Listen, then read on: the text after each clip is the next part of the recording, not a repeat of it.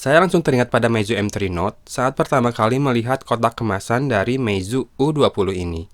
Dengan spesifikasi yang kurang lebih sama, akankah Meizu U20 ini hanyalah sebuah Meizu M3 Note yang mengalami perubahan bentuk dan pengurangan kapasitas baterai agar dapat tampil lebih tipis?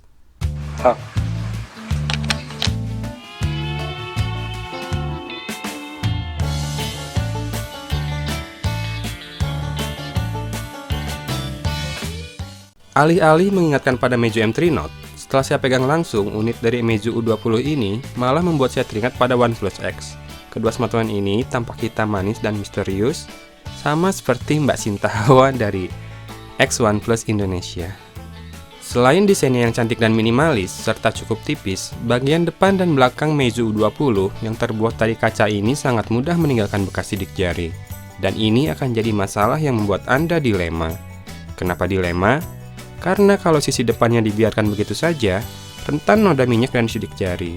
Mau dipasang tempered glass, malah mungkin tak terlihat indah lagi akibat pinggirannya tak akan melekat sempurna pada tepian kaca 2.5D. Mau dipasang case agar sisi belakangnya tak banyak bekas jari dan frame metalnya lebih terlindungi, ya silahkan saja. Namun rela kecantikan smartphone ini lenyap di tren casing silikon? Nah, dilema kan? Dalam genggaman, Meizu U20 ini terbilang cukup licin, terlebih ukurannya yang bongsor akibat dimensi layarnya 5,5 inci. Masih terbilang nyaman untuk digunakan mengetik dan lainnya, hanya harus ekstra hati-hati saat hendak memasukkannya ke dalam saku. Bobotnya sih pas.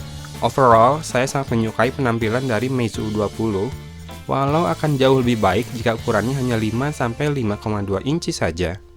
Dari yang saya rasakan, Meizu U20 memiliki performa yang lebih gegas daripada Meizu M3 Note, meskipun spesifikasi dapur pacunya identik.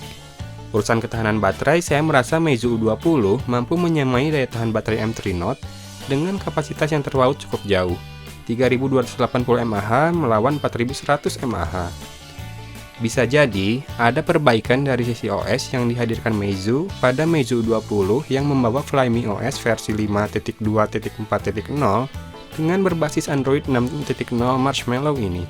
Satu hal yang terasa kurang adalah Flyme OS cukup rakus RAM, sehingga pada unit Meizu U20 dengan RAM 2GB yang saya coba ini, acap kali perlu sedikit waktu untuk meload tampilan saat baru berpindah dari aplikasi lain.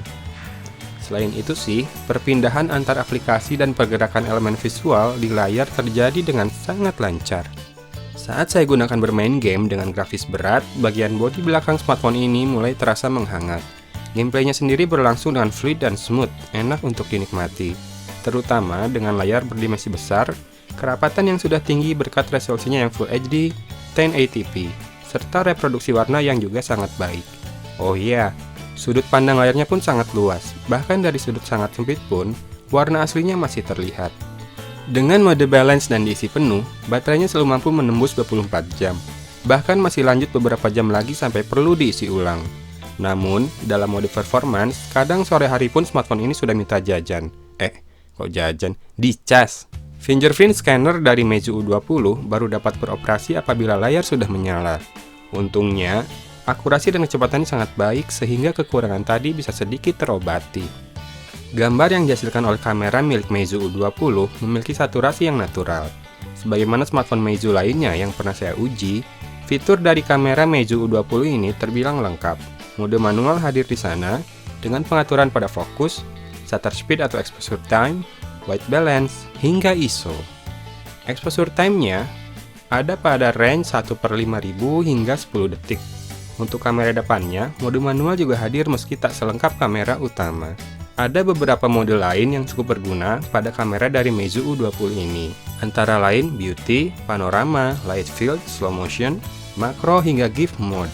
Antar muka kamera Meizu merupakan salah satu yang sederhana dan mudah untuk digunakan. Hasil dari kameranya, silahkan dicek pada gambar-gambar berikut ini ya.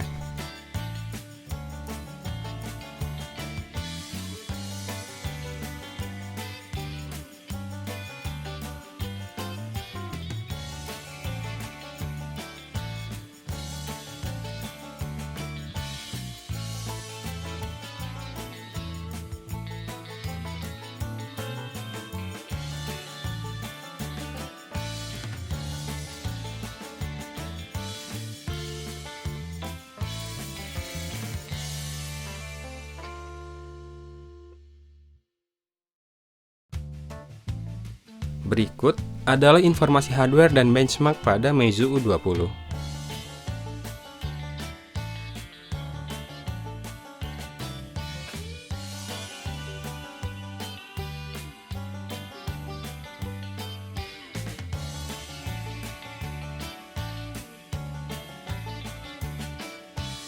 Kelebihan dari Meizu U20 menurut saya adalah: pertama, looks dan build quality-nya yang sangat premium. Bentuknya tipis, dengan harga yang sangat terjangkau apabila dibandingkan dengan spesifikasi yang didapat. Kamera di atas rata-rata, plus hadirnya mode manual yang lengkap. Dan, daya tahan baterai selalu cukup untuk 24 jam jika digunakan dalam balance mode. Sementara, kekurangan Meizu U20 menurut saya adalah dimensinya yang masih terlalu besar untuk saya. Dan juga smartphone ini masih belum dijual resmi di Indonesia. Kemudian, smartphone ini juga sangat mudah meninggalkan bekas sidik jari dan minyak. Dan masih menggunakan hybrid slot. Untuk versi storage 16GB, ini akan jadi masalah loh. Terakhir, versi RAM 2GB ini terasa kurang untuk multitasking banyak aplikasi. Oke, kita masuk ke kesimpulan ya. Saat mencoba Meizu U20 ini, saya tak memiliki keinginan untuk buru-buru kembali menggunakan Xiaomi Mi 5 saya. Saya tahu, dari banyak aspek pastilah Meizu U20 ini kalah. Bahkan mungkin telak banget kalahnya kalau dibandingkan dengan Xiaomi Mi 5. Namun, fakta bahwa saya tidak cepat bosan dan tidak ingin segera mengakhiri pemakaian Meizu U20 bisa jadi suatu sinyal penilaian yang baik bagi smartphone ini. Dulu saya sempat mengatakan bahwa Flyme OS merupakan salah satu custom UI yang saya sukai setelah Cyanogen Mode. Mungkin faktor UX ini yang sedikit membedakan produk Meizu dengan brand lainnya. Baik, lalu kita berbicara mengenai pertimbangan harga dan spesifikasi serta fitur yang didapat. Saat saya membelinya, harganya adalah Rp1.825.000. Untuk harga itu, kita sudah dapat versi RAM 2GB dengan memori internal 16GB, layar IPS 5,5 inci, resolusinya Full HD 1080p, prosesornya adalah MediaTek Helio P10 yang juga digunakan oleh beberapa smartphone laris dengan harga hampir 3 kali lipatnya ya. Jadi lumayan banget, walaupun seri U20 ini masih harus digarisbawahi sebagai produk tak resmi di Indonesia ya. Menurut saya, Meizu U20 cocok banget buat yang bosan dengan hype dari smartphone Xiaomi, terlebih yang tak mau berurusan dengan masalah flashing ROM. Demikian review singkat dari saya. Dari Kota Cimahi, saya pamit undur diri. Wassalamualaikum warahmatullahi wabarakatuh.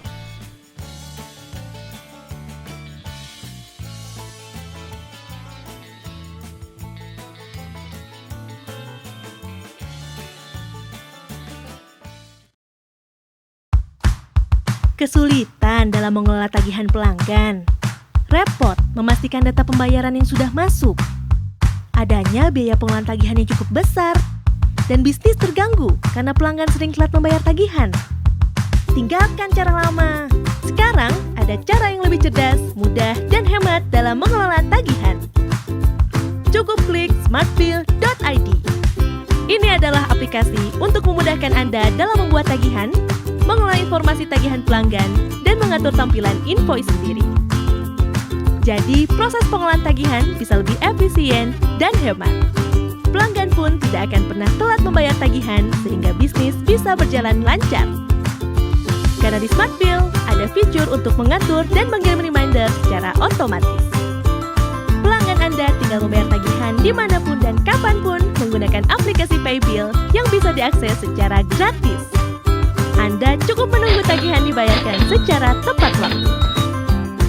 Dan laporan pembayaran dari pelanggan akan bisa Anda ketahui secara real time. Semua kemudahan itu bisa Anda dapatkan dimanapun dan kapanpun. Jadi tunggu apa lagi? Coba sekarang!